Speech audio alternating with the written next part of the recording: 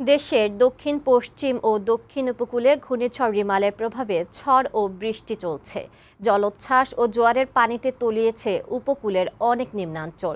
পটুয়াখালী ও সাতক্ষীরা উপকূলে পানিতে ডুবে 2 জন মারা গেছে। দেশের ভেতর সব জায়গায় নৌপথে চলাচল বন্ধ। চট্টগ্রাম, কক্সবাজার ও বরিশাল বিমানবন্দরও বন্ধ। সংবাদদাতাদের পাঠানো তথ্যচিত্রে আরও জানাচ্ছেন অরিসুল ইসলাম। দক্ষিণ ও দক্ষিণ পশ্চিমাঞ্চলের উপকূলীয় জেলাগুলোতে রোববার বিকেল সন্ধ্যা থেকে ঘূর্ণিঝড় রিমালের আঘাতে প্রচণ্ড বাতাসের সাথে বৃষ্টি হয়। জোয়ার ও জলোচ্ছ্বাসে তলিয়ে যায় বহু নিচু এলাকা। প্রায় 8 লাখ মানুষ গেছে আশ্রয় কেন্দ্রগুলোতে।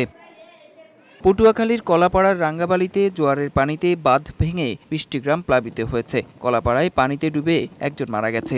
যেগুলো ঝুঁকিপূর্ণ বাঁধ যে অঞ্চলগুলোতে ছিল সেই পুরো গ্রাম সহ আমরা সবাইকে আশ্রয় কেন্দ্রে যেতে বাধ্য করেছি। ঘূর্ণিঝড় আঘাত হানার পর ভোলায় তীব্র বাতাস ও বৃষ্টি শুরু হয়। উত্তাল হয়ে ওঠে সাগর। বরগুনায় রোববার সকাল থেকে বৃষ্টি থাকলেও সন্ধ্যার পর ঝোড়ো বাতাস শুরু হয়। সদর উপজেলার 2টি বাঁধ ও একটি এলাকার স্লুইস গেট ভেঙে 12টি গ্রাম প্লাবিত হয়েছে। পানির উচ্চতা বেড়ে যাওয়ায় সদরের 2টি গ্রামের বেড়িবাঁধ উপচে লোকালয়ে তলিয়ে গেছে। নোয়াখালীর হাতিয়া নদীর পানি 4 থেকে 5 ফুট বেড়েছে, তলিয়েছে 14টি গ্রাম। পানিবন্দী 40,000 মানুষ।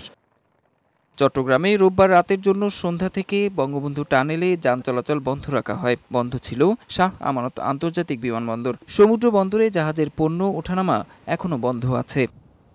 কক্সবাজারের সাগরের পানির উচ্চতা বেড়েছে। শহরের অনেক লোকালয়ে জোয়ারের পানি ঢুকেছে। সেন্ট মার্টিন দ্বীপে আশ্রয়কেন্দ্র হিসেবে খুলে দেওয়া হয় হোটেল ও রিসোর্টগুলো। কক্সবাজারেও বিমানবন্দর বন্ধ। বাগেরহাটে সুন্দরবন সংলগ্ন নদীগুলোতে স্বাভাবিক জোয়ারের চেয়ে 4 থেকে 5 ফুট পানি বেড়েছে। ডুবেছে বন্যপ্রাণী প্রজনন কেন্দ্র করমজল। মোংলা নদীতে একটি যাত্রীবাহী ট্রলার ডুবলেও সবাই সাঁতরে বেঁচেছে।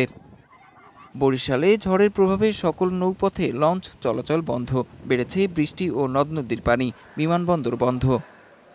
খুলনায় রোববার দুপুরের পর থেকে দাকোপ, কয়রা ও পাইকগাছা উপজেলায় নদ নদীর পানির উচ্চতা 3 থেকে 4 ফুট বেড়েছে। বিভিন্ন স্থানে গাছপালা পড়েছে। এ অঞ্চলের বিভিন্ন এলাকার 51 কিলোমিটার বেড়িবাঁধ অধিক ঝুঁকিপূর্ণ। সাতক্ষীরায় ভাঙন দেখা দিয়েছে একটি বাঁধে। জোয়ার শেষ হলেও নদীর পানি কমেনি। জেলার শ্যামনগরে ঝড়ের মধ্যে আশ্রয়কেন্দ্রে যাওয়ার পথে এক বৃদ্ধ মারা গেছেন। ঝালকাঠির সুগন্ধা ও বিষখালী নদীর পানি বিপদসীমার 30 সেন্টিমিটার উপর দিয়ে বইছে। ফলে নিম্নাঞ্চল প্লাবিত হয়েছে। ছত্রকান্দায় গাছ উপড়ে পড়ায় বরিশাল থেকে খুলনা আঞ্চলিক মহাসড়ক কিছু সময় বন্ধ থাকে। পিরোজপুরের নদ নদীর পানি বেড়েছে। ডেস্ক রিপোর্ট, বৈশাখী সংবাদ।